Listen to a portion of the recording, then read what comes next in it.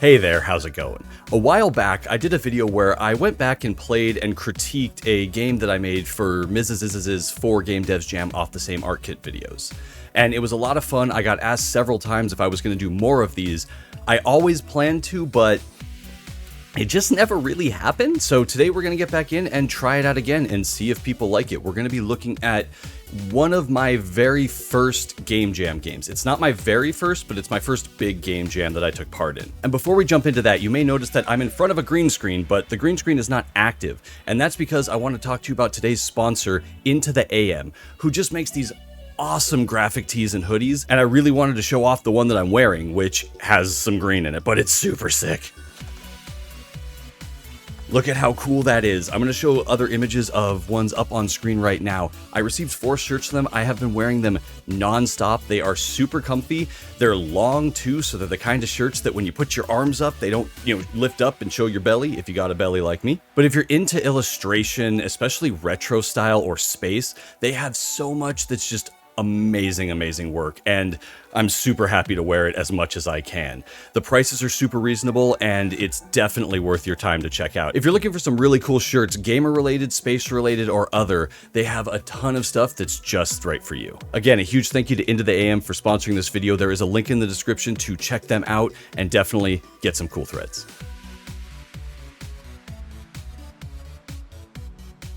So over the years, I've taken part in many game jams. I've kind of lost count. It's somewhere around 40 at this point. But one of my earliest game jams, one of my first big game jams, I first did a 12-hour game jam with some friends at a local event that they put on. They used to put that on once a month. The second game jam I did was a Construct-only game jam, so it was a super small community, part of the Construct Discord. And then my first big game jam I took part in was Ludum Dare, which I believe was Ludum Dare 43? For this game called Pick Your Poison. Ludum Dare 43, that is correct. Now, Ludum Dare, Ludum Dare, whatever you want to call it, I don't really care. They don't really care, so if I get it wrong and you care, just know that I don't. So, what happened is I initially made this game in 3 days for Ludum Dare 43. The theme was Sacrifices Must Be Made, and the whole point of the game is that you go through and you battle through different dungeons, defeating all of the enemies to open the door at the end of the room. You get to the end of the room, you go through a couple, and then you fight a boss. The catch was, every time you finished a room, you had to drink a potion that would either lower your strength, lower your speed, or lower your health. I thought I was being very, cool, subverting expectations, and we all know how well subverting expectations works.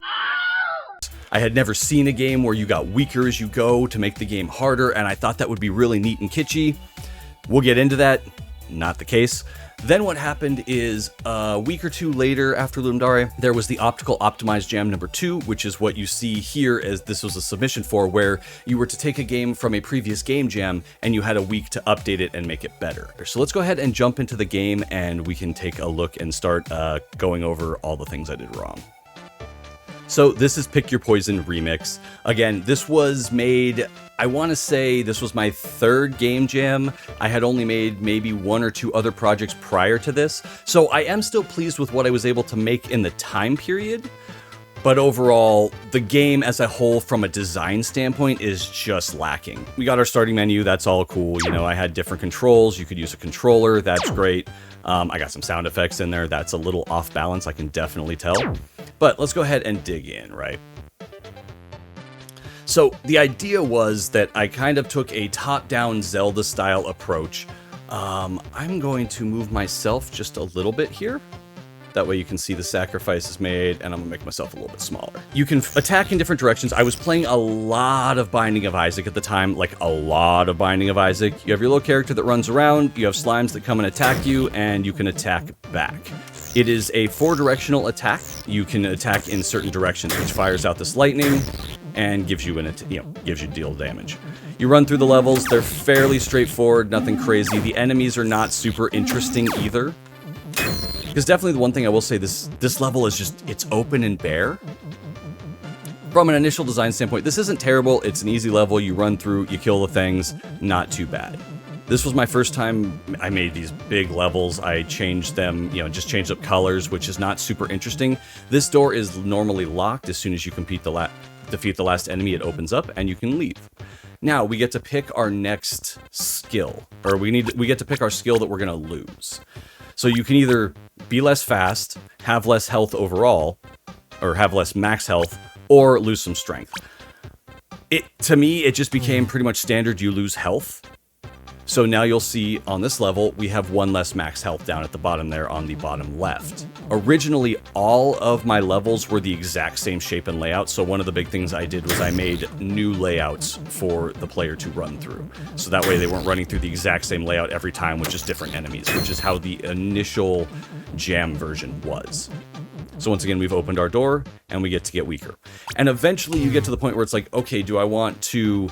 I tried to balance it. My thought was I was trying to balance it to a point where you need to sacrifice 7 times, I believe. So you can't just sacrifice like all health, all speed. You'll have to do a combination of at the very minimum 2 of them. The enemies get stuck on themselves. Their AI is pretty bad. I'm not doing as bad as I thought I would. Oh, I got hit there. So now I've taken a damage. Here, you see the door is closed. We can't go in. We kill the final enemy. It opens up, and we can go in. You do refill health in between levels, so that makes taking damage a little less problematic. Let's go ahead and remove speed this time. That was my usual path about going through this, was removing speed because, you know. But now we're slower. So now we got to run through all the levels a little slower. The enemies are faster. We are introduced to a new enemy that targets you and fires this time. It's a turret. I didn't know how to do like moving, shooting characters at the time. I do appreciate the way I made the turrets though. I like the reaction they give. They kind of give a little fire when they fire.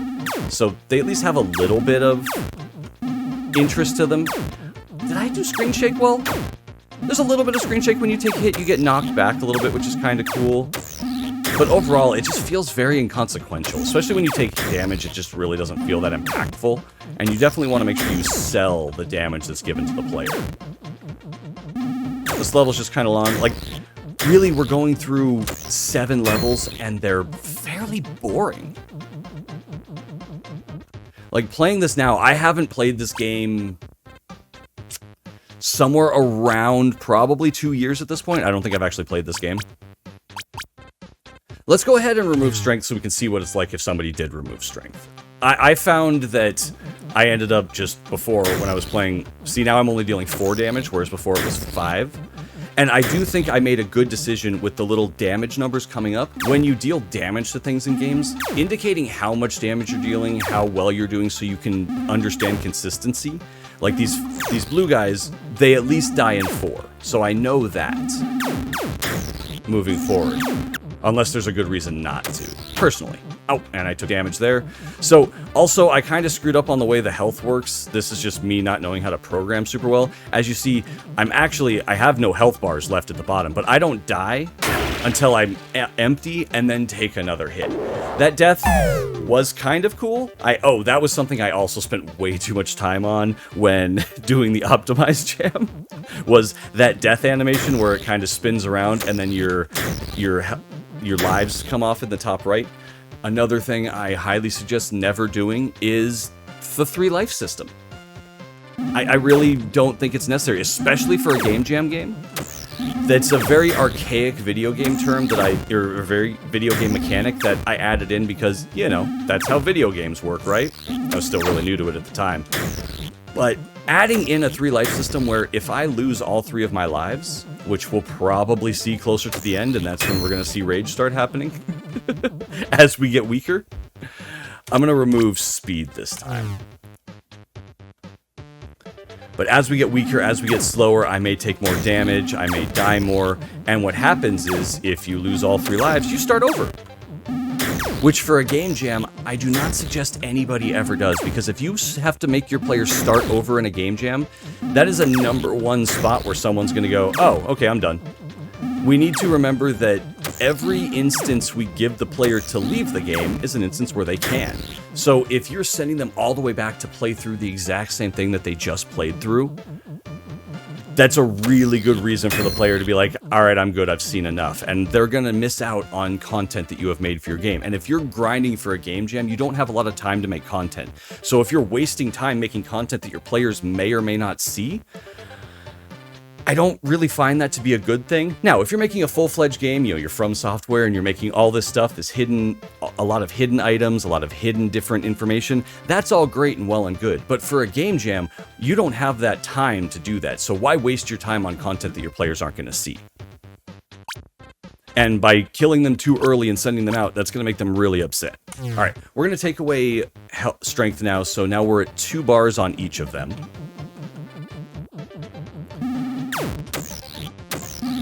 Now it takes 3 to kill these guys. So the big thing I found with this, and, it seems silly to say now. Oh, see, now these guys take 2 shots. It seems silly to say. Players don't like getting weaker as they go through a game. It seems so obvious now, but at the time, I thought I was being super interesting, doing a thing I've never seen. And there's a reason I've never seen it. Or there's a reason you don't really see it, is because it's not fun. Having to take longer to kill the same enemies throughout the game is actually kind of frustrating, because it's like, oh, last level I was just able to take this guy out in 1 shot. Now I've got to deal with the fact that I got to hit him like multiple times, and my attacks here are kind of finicky and not great either. From a level design standpoint, there's some variety in moving around, which I think is good. I just kind of packed each level with more enemies, and you just see how much more annoying it is to actually get through the levels now. So it's one of those weird things where the beginning of the game is actually a lot more fun, because you're killing things, you're moving through, you're making good time, and then you get to like later in the game where we are now, and you're just dodging, just trying to kill the things, and it feels so much less satisfying. Like, I don't feel like I'm again, it feels like you're not making progress, right? I forgot about that guy. Let's go up and see the cool door animation I made, because that's the other problem. I made this cool door, oh crap. I thought I had it dead in that one spot. So there's a situation, right, where I was expecting it to only take the 2 hits, but it's not. It's taking 3 this time. So now I've got to play this whole level over, which, starting a level over I don't think is a problem, especially in a game jam game. Okay, the player's got to play the level again. That's one thing. But again, if I die, I think it's if I die 2 more times, because I think I messed up the same way I messed up with the health, where it goes down to 0, and then you're on your final one, which is just weird to people. It definitely feels weird, and it's unintuitive. I guess the big thing is, by having to dodge around and attack more, one of the big things that's not happening is I'm not giving the player any new information or new thing that they have to do. They're not learning anything new, they're not getting to do anything new that's cool, they're not getting to do any kind of cool action. They just have to do the same old action they were doing before, just more times, which definitely isn't fun, at least not in my opinion. And we're out. So now we got to sacrifice again. So we've made 6 sacrifices. I believe we have to make 7. Okay, so I believe this is the last sacrifice we have to make. So let's go ahead and do speed. And hopefully I can make it through. So a lot of people... So this is the boss fight. You can't get over there to attack him, so he gets a free shot first. He disappears, shows up somewhere near you, charges up, and then has, I believe, 2 or 3 different radial attacks that it can do. But your attacks are so weak, you start moving, and you're moving a lot slower now. And, of course, I ran into him. You're moving a lot slower now.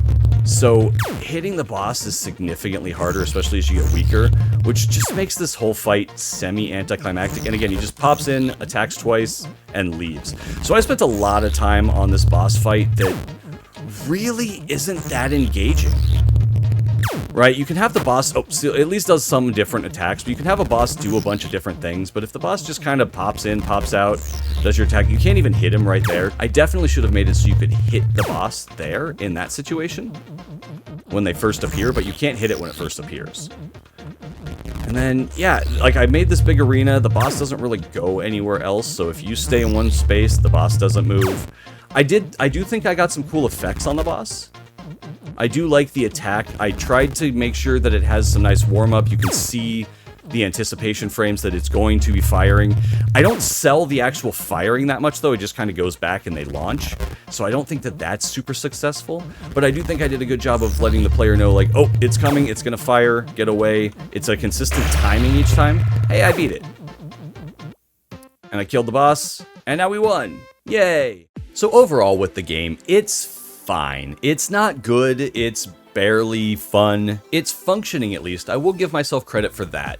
This was, again, at a very early stage of me making games, and to be able to put the initial game together in 3 days and then kind of polish it up over the next week, I did a lot of things I had never done before, so I definitely learned a lot from making this, and I appreciate that fact.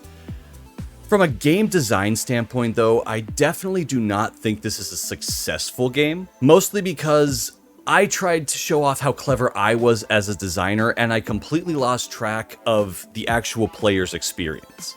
I mainly focus on UX. User experience is the main thing that I find interesting.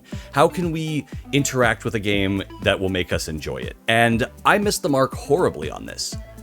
There's nothing about this game that's actually fun. What I generally see in games is you want to make your players feel powerful, feel clever, feel good.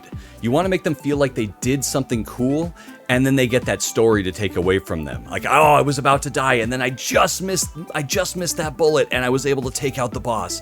Those are cool stories. In this situation, it's not that. In this situation, it's, oh, I was about to die, but then I was too slow because I had to give up my speed, and then I died because it took 5 more hits to hit the thing than I expected. That's an exaggeration. It took 3 extra, and I still died doing that. Really, in that regard, it's a definite failure of a game there, but from a learning standpoint, which I don't want to understate, right? I'm picking apart and really kind of looking at how this was just a bad design decision from me, but I was very inexperienced and new, and I do feel like making this game and really kind of digging into it and finding out after doing another week of updating to like make it more polished and make it better, doing the things I thought would make it better, because at the end of the initial game jam, I made a lot of excuses saying, oh, all the levels are the same, so of course it's not very fun. You know, it's the same layout. You just run through that same thing over and over again. There's just some different enemies each time. Of course it's not very fun. It's really boring doing that. It all looks the same. Nothing's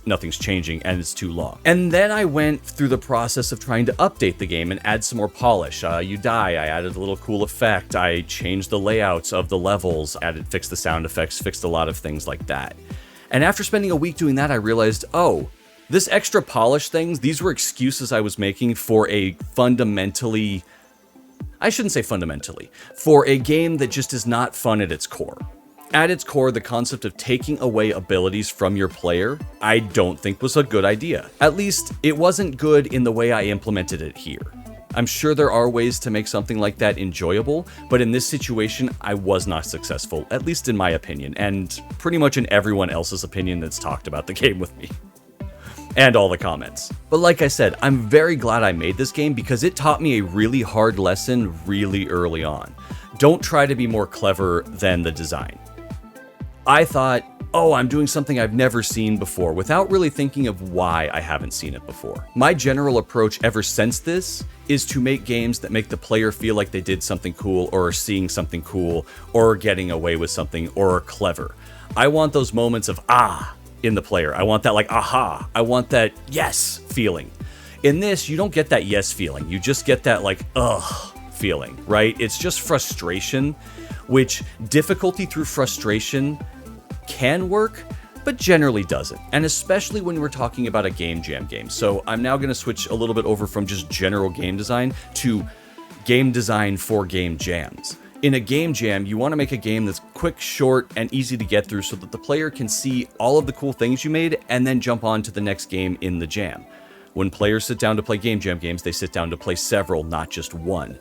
So where this failed is it didn't let the player enjoy themselves going through that process, and if they died and lost their 3 lives and had to start completely over, well, that's just infuriating, right? Say you made it to level 7, you made it to the boss, you died, and now you've got to start at the beginning. Well, what is the incentive to try and beat that boss now? If you've played many minutes through all of the levels that previously existed, you now have to play through them exactly the same again, getting weaker the whole time you go. How is that enjoyable? And I didn't see it at the time. This is one of the places that I learned you want to make sure that the player can get through your game and enjoy the whole thing. At least if you care about your ratings. If you don't care, then yeah, do whatever you want. But if you want your ratings to be better, a big factor is making sure the player can see your game, enjoy it, and understand it. Now, the player would be able to understand this game, but they wouldn't enjoy it. Overall, the game actually did semi-decently in the jam overall. It got 68 ratings, and the overall score was 235th, which is not too bad considering how many games are entered into Ludum Dare every year. So really, this game, I am grateful that I made. I think it's a bad game, but I'm very happy I made it. I hold the value of making this game super important to me because I learned so many lessons just right off the bat from it that I took away for years. I still talk about making this game all the time when giving advice of what not to do and what to look out for. And like I've said, I'm very happy I made this game. It's just not good. But we all make bad games, and I do want to show off that we make bad games. Even if you think I make good games, I do also make bad games. They happen, especially during Game Jam timeframes. But what that does is that allows you to try things. Because you can't learn what's good, you can't learn what's bad unless you're trying it yourself. And if you haven't tried and haven't made anything, then how do you really know whether something works or doesn't? Thank you so much for watching. I hope you enjoyed this look at me kind of picking apart a game that I made in the past and what I learned from it, because I do believe that we should always move forward and learn from every project that we do. And it's really fun to be able to go through and talk it out and kind of get into the nitty-gritty and share those experiences, so hopefully maybe other people don't have to make the same mistakes I did. If there are any other games that I've made that you would like me to take a look at, I generally try to lean towards the older ones, the ones that I haven't made full devlogs on, because in the devlogs I generally give my opinion. But going back with an opinion from years later, definitely you look at things differently. So yeah, if there's any other games, please let me know, and I'll try and do more of these in the future. If you like them, of course. If you don't like them, then, I guess I'll just leave this one here and we won't worry about it. Shh.